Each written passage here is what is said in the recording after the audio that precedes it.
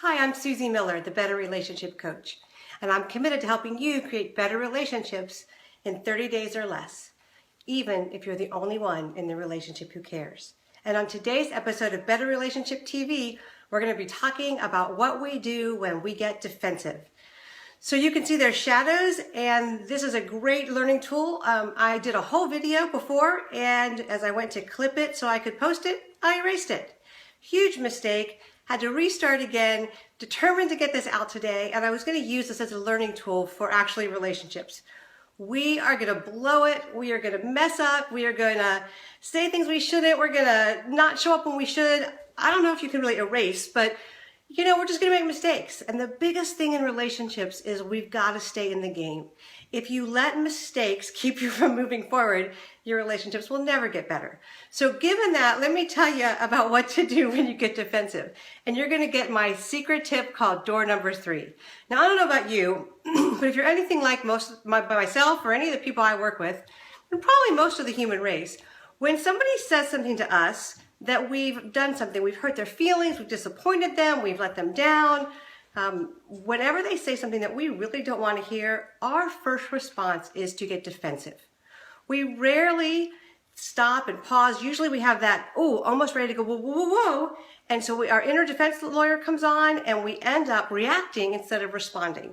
And so what I've done is I think what we do is we go into one of two directions. We go to door number 1, which is the, well, I'm sorry.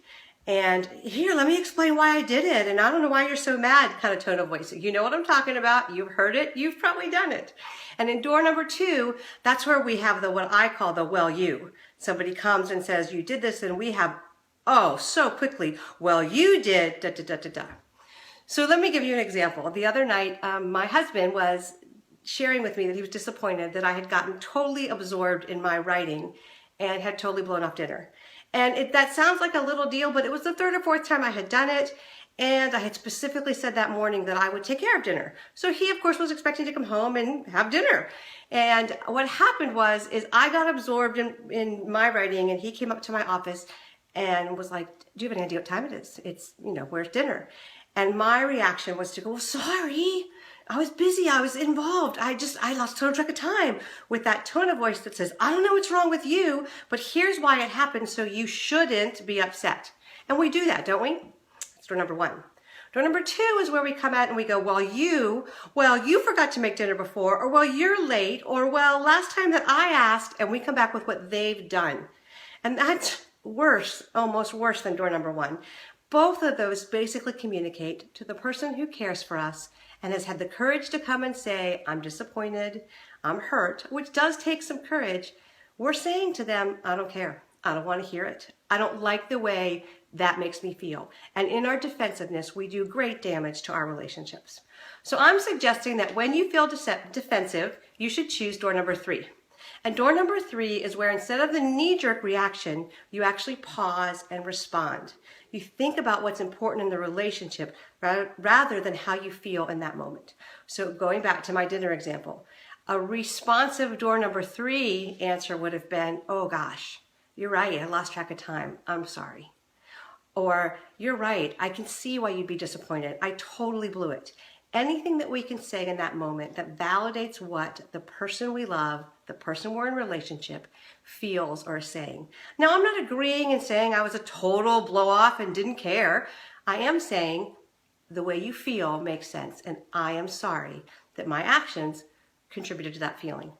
So I think what we want to do is, in door number 3, you want to be thinking in your mind, not, where's my inner defense lawyer? Because she's ready with a whole bunch of explanations. Or my prosecuting attorney, which is going to come out and go, well, you too, well, you did this and you did that, and here's the facts.